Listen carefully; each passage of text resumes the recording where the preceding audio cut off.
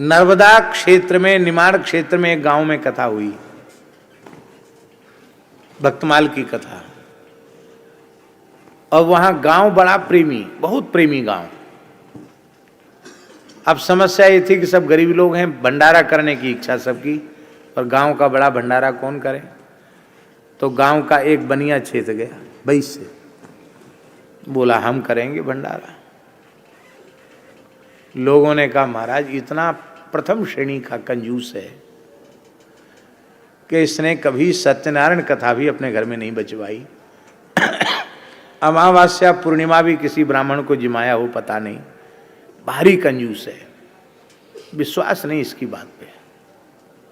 बोले बस एक शर्त है, कथावाचक व्यास जी इनके चरण हमारे घर पड़ जाए। मैंने कहा भैया तुम्हारी समस्या का समाधान हो जाए, हमारे चरण इतने महंगे नहीं हैं, चाहे जहाँ जा सकते हैं। तो चले गए और हमारा सामान आना शुरू हुआ, हजारों लोगों का भंडारा हुआ। तो हमने उसको पूछा कि तुम्हारे बारे में तो लोग कह रहे थे कि तुम कभी भोज भंडारा किए नहीं। अरे बोले महाराज क्या कहें, कथा में हमने तो आदि से अंत तक यही सुना, भंडारा भंडारा भंडारा, साधु सेवा साधु सेवा।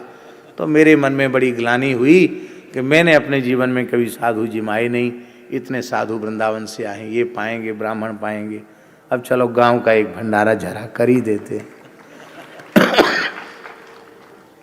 तो भोज भंडारे होने लगे, उसी में कुछ चोर भी आ गए। उन्होंने अपना सिर विर मुड़ाया और लंबे चौड़े तिलक लगा करके, मालाएं पहन करके, और वो नकली साधु बन गए, बेस बहुरूपिया। अब वो इसी जुगाड़ में तस्मय मालपुआ भी पाते, दक्षिणा भी लेते, इसी जुगाड़ में रहते कि मौका मिले तो चोरी करें। मौका मिल गया, आज भी वे ठाकुर जी हैं होटल में, ब्रज की जहां की ये घटना है, राधा कृष्ण भगवान के स्वरूप हैं। उनको प्राचीन स्वर्ण विग्रह मान करके वो चोर ले गए उठा के, मंदिर सुना। प्रियादास जी बोले आज से हम भक्तमाल की कथा जीवन में कभी नहीं कहेंगे। क्यों? लालदास जी महंत जी बोले क्यों? बोले नावाजी ने हमसे प्रकट होके कहा था भगवान को भक्तों की गाथा प्राणों से अधिक प्रिय है, प्रिय होती तो चोरों के संग क्यों जाते। श्री हरि को ये चरित न प्यारे, ताते चोरन संग पधारे। कथा अच्छी लगती तो चोरों संग कैसे जाती। इसलिए मैं कथा नहीं कहूंगा। बोले अच्छा, भोजन भी नहीं करूंगा, प्रसाद भी नहीं पाऊंगा। अब ठाकुर जी के पीछे ही तो सब लोग हैं, हम लोग हैं मंदिर में, ठाकुर जी नहीं, कौन पानी पिएगा। चोरों ने घास में ले जाकर ठाकुर जी को छिपा दिया। 4 चोर थे और चारों को ठाकुर जी ने स्वप्न में एक साथ कहा कि तुम हमारी भक्तमाल की कथा छुड़ा कर लाए हो, दोहरे दुख परे हैं हम पर, चौहरे दुख डारूंगो तुम पर। तुमने हमारी कथा छुड़ाई है, तुम्हारी खबर ले लेंगे हम, इसलिए हमको जहां से लाए हो वहीं पहुंचा के आओ। अब वो साधु का भेष तो उन्होंने बनाई रखा था, सुंदर विमान सजाया, ठाकुर जी को बिठाया और कीर्तन करते हुए श्री कृष्ण गोविंद हरे मुरारे करते हुए ठाकुर जी को लेके आए।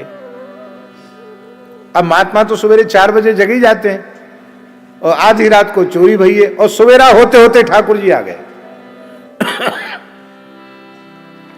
ब्राह्मणों ने आकर महंत जी को कहा चोर तिहारे ठाकुर ल्यावत, नाचत गावत बजवत आवत।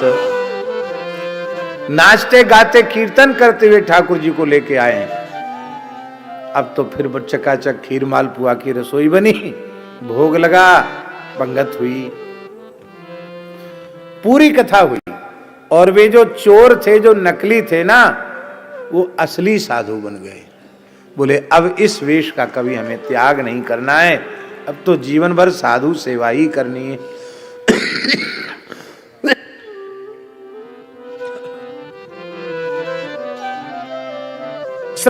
उदाहरण महाराज जी, बस अंतिम तीसरा उदाहरण महाराज जी इतना सुंदर है।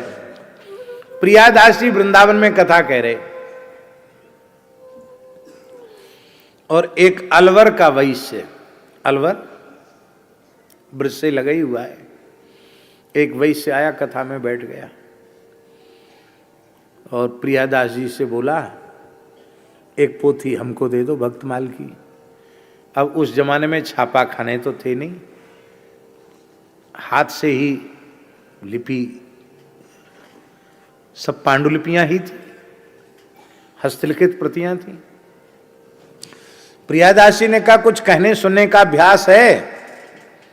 बोले नहीं महाराज, महाराज में जग व्यवहारी, मैं तो व्यवहारी व्यापारी आदमी, मुझे फुर्सत नहीं है। तो फिर पोथी का क्या करोगे, पुस्तक का क्या करोगे, लिखने में बहुत श्रम होता है। तो उस व्यक्ति ने क्या कहा महाराज जी कि मुझे यह विश्वास है कि जैसे भागवत में श्री कृष्ण विराजते हैं, जैसे रामायण में श्री राम जी विराजते हैं, ऐसे ही भक्तमाल ग्रंथ में सभी भक्त विराजते हैं। तो मैं सर्व साधन शून्य भले ही क्यों न हो, पर इतने संत भक्त मेरे घर रहेंगे तो मेरा तो उद्धार हो जाएगा। प्रियादास जी के नेत्रों में जल आ गया। भले ही तूने एक दिन भी कथा नहीं सुनी, पर ऐसी श्रद्धा ग्रंथ के प्रति है तो तू ग्रंथ प्राप्ति का अधिकारी है। उन्होंने प्रतिलिपि उसको दे दी। उसने बढ़िया वेस्टर्न में लपेट के एक चौकी पर पधरा करके अलमारी में धर दी। कोई रोज दंडोत प्रणाम करे, रोज तुलसी फूल चढ़ावे, सो भी नहीं। बेटों से जरूर कह दिया कि मरने लग जाऊं तो ये पोथी जरूर छाती पे धर देना। क्या है ये भी नहीं बताया इस पोथी में। अब वो मरने लग गया, कंठ अवरुद्ध हो गया, बोलती बंद हो गई। बेटा पोते झिंग बिल लाता, नैन सैन दे कही सुबाता। आंखें सारे से कहा पोथी लाके रख दो, क्योंकि यम के दूतन आय दबायो, दई त्रास अरु कंठ रुकायो। व्याकुल हो गया।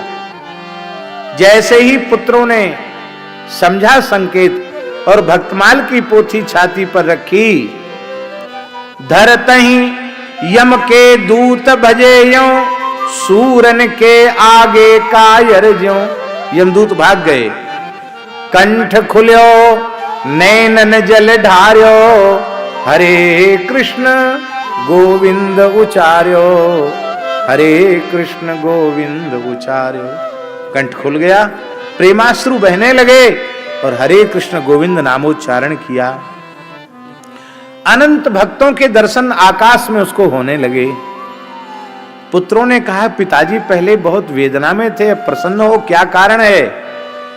तब पिता ने कहा तिन कह यमदूतन दुख दीनो, भक्तन अब उबार में लीनो। तो कौन कौन भक्तों के दर्शन आपको हो रहे हैं? उस वैश्य ने कहा नामदेव, रैदास कबीरा, सेना धना पीपा अति धीरा, ठाणे सकल कहते हैं बाता, हमरे संग चलो अब ताता। सो में अब इनके संग जय हो, यमदूतन के मुख न चितय हो। यह कही राम कृष्ण उच्चारत, नैन मूंद हरि के उर्धारत। प्राण त्याग हरिधाम सिधायो, बेटन के उर अति सुख छायो। तब ते तिन ने नेम करे, अंत समय उर ग्रंथ धरे। आज भी परंपरा चल रही है, मरते समय भक्तमाल की पोथी छाती पर रखना। हमारे वृंदावन की तो पक्की परंपरा है। किसी संप्रदाय का साधु मरने लग जाए, भक्तमाल की पोथी रख दे। गीता जी को भी विराजमान करने की परंपरा है। और अब तो संत तो बड़ी जुक्ति मुक्ति वाले होते हैं। अब संतों ने तुलसी के तावीज में गीता जी और भक्तमाल जी दोनों को ही छोटे अक्षरों में दोनों को ही मूल मूल प्रतिष्ठित कर दिया है। बहुत से महानुभाव धारण करते हैं।